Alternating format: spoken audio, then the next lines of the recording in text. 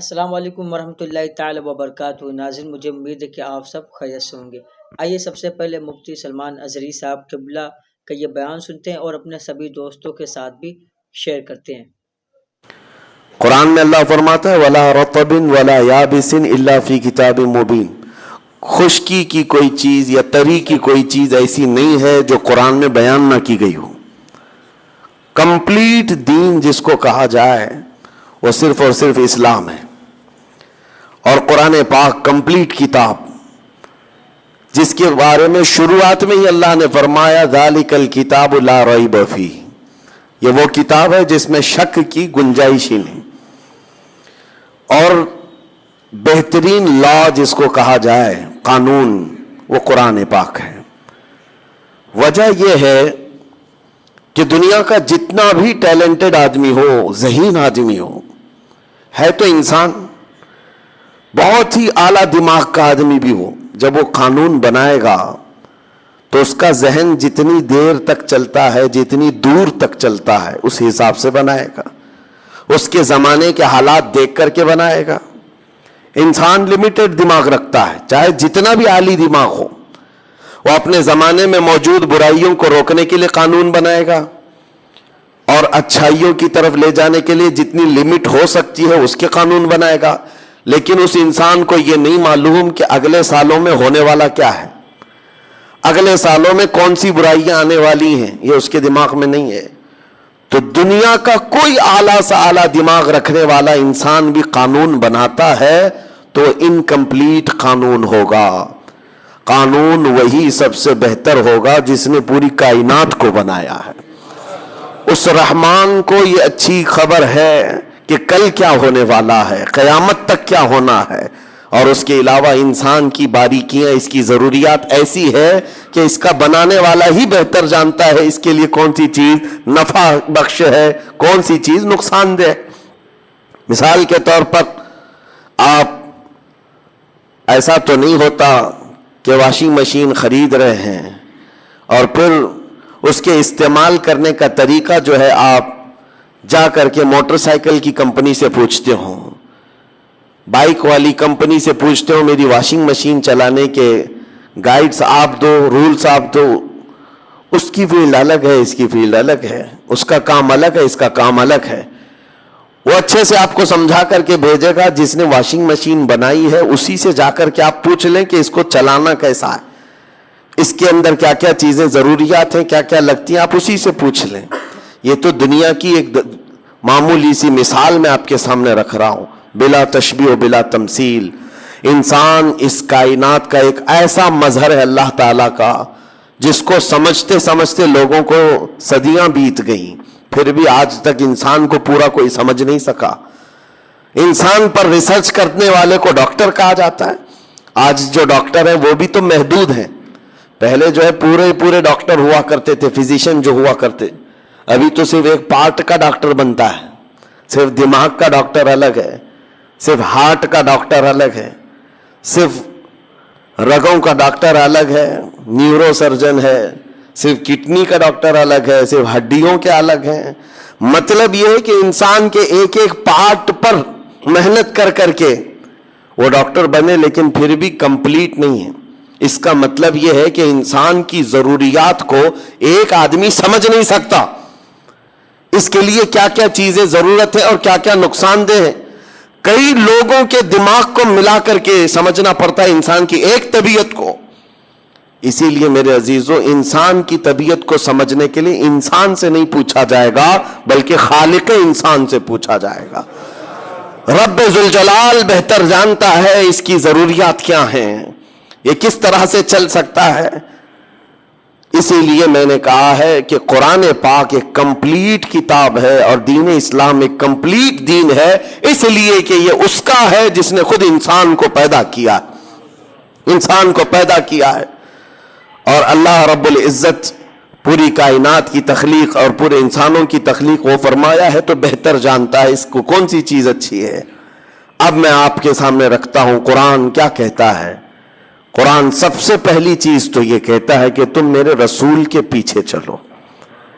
یہ ایک راستہ بتا دیا گیا کہ اگر تمہیں ڈائریکٹ کوئی چیز نہیں سمجھ میں آ رہی ہے تو رسول کو کیوں بھیجا گیا ہے کہ ان کا اٹھنا بیٹھنا چلنا پھرنا ان کے بات کرنا ان کے تمام اخلاق و کردار کو دیکھو اور اس راستے پر چل پڑو. یہ آسان ہے، یہ آسان ہے، ان کے پیچھے چلو.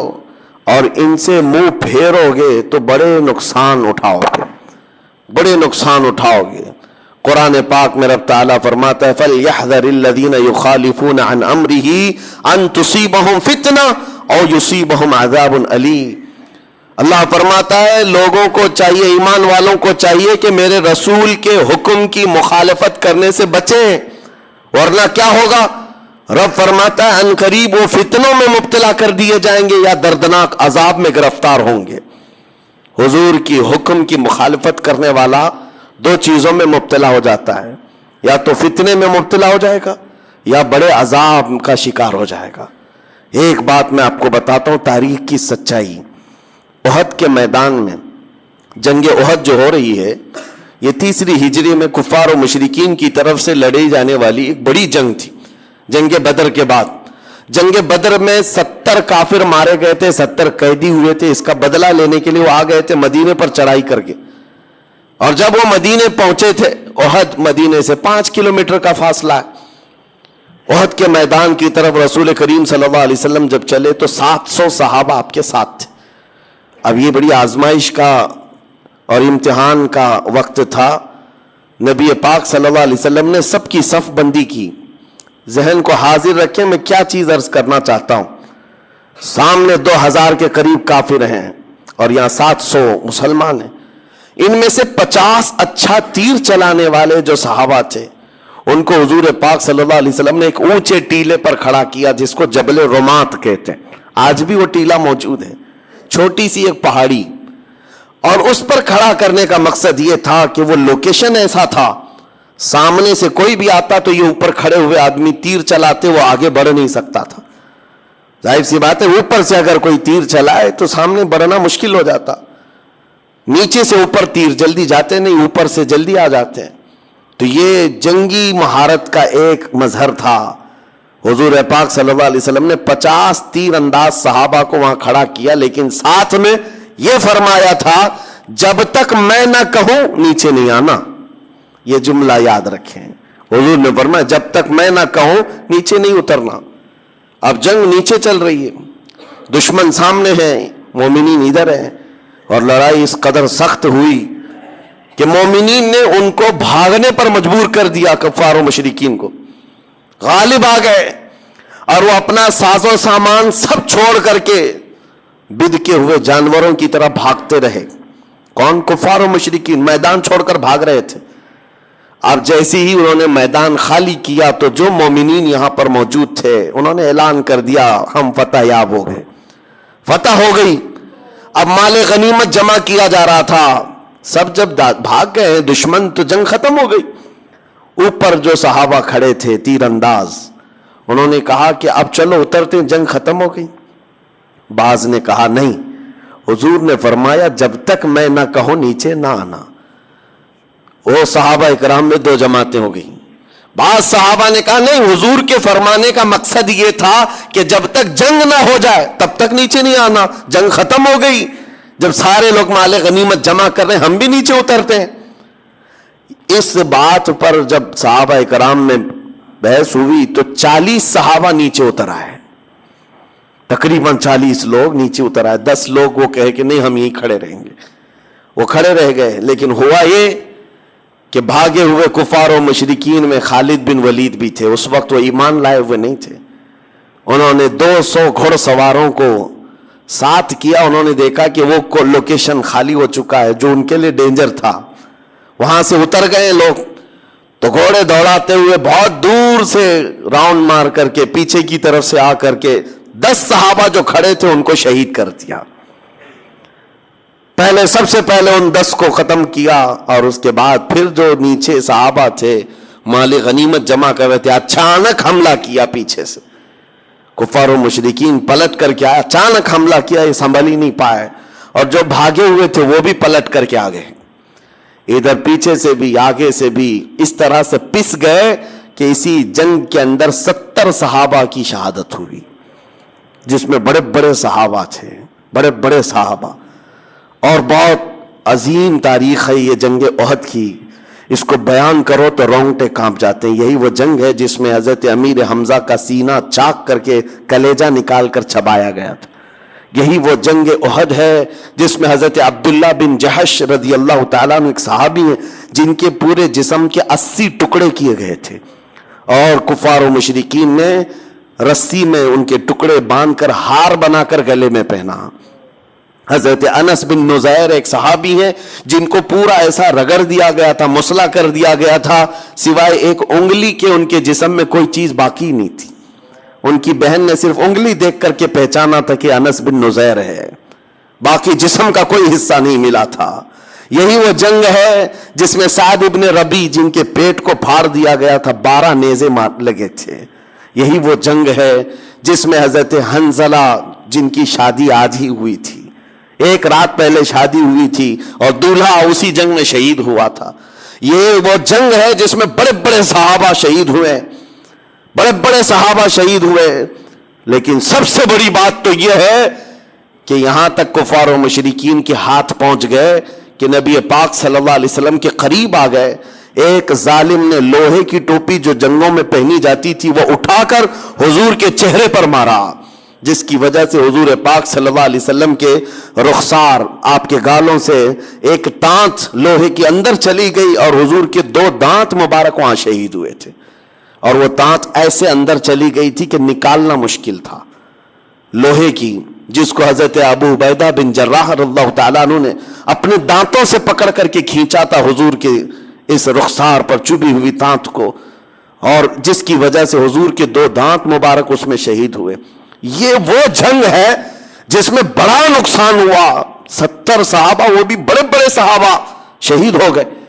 کہنا کیا چاہ رہا ہوں میں کس لیے یہ جنگ احد کا ذکر کر رہا ہوں پتہ ہے آپ کو؟ بتاتا ہوں. اتنا بھاری جو نقصان ہوا، اس کے اسباب کیا تھے؟ ظاہر سی بات ہے جب جنگ میں خسارہ ہو تو نقصان اور خسارے کا سبب ڈھونڈنا ضروری ہے. تو مفسرین فرماتے ہیں حضور پاک صلی اللہ تعالیٰ علیہ وسلم کی وہ ایک بات جو حضور نے فرمایا تھا جب تک میں نہ کہوں نیچے نہ آنا، صحابہ کرام نے اس بات کو ترک کیا جس کی وجہ سے 70 صحابہ کی جانیں گئی. لیکن یہ بات بھی میں بتاؤں، وہ صحابہ جو نیچے اتر آئے وہ ایسے نہیں ہے کہ حضور کی نافرمانی کرنے کی نیت سے آئے تھے. ان کے ذہن و دماغ میں یہ نہیں تھا کہ حضور نے جو کہا ہے وہ ہلکے میں لے لینا ہے، نہیں، وہ ان کی اجتہادی خطا تھی. انہوں نے یہ سوچا کہ حضور نے جو فرمایا وہ جنگ ختم ہونے تک کے لیے فرمایا ہے، جنگ ختم ہو گئی، ہم اتر آئے ہیں. لیکن اس ایک خطا کی بنیاد پر اتنا بڑا نقصان، اسی لیے مفسرین فرماتے ہیں قرآن کی وہ آیت پڑھو، رب نے فرمایا میرے رسول کے حکم کی مخالفت کرنے سے بچو ورنہ فتنے میں مبتلا ہو جاؤ گے یا دردناک عذاب میں گرفتار ہو جاؤ. وہ تو صحابہ تھے، عظیم صحابہ تھے جنہوں نے جان بوجھ کر کے کبھی رسول کی مخالفت کرنے کا سوچا ہی نہیں، پھر بھی نقصان اٹھائے.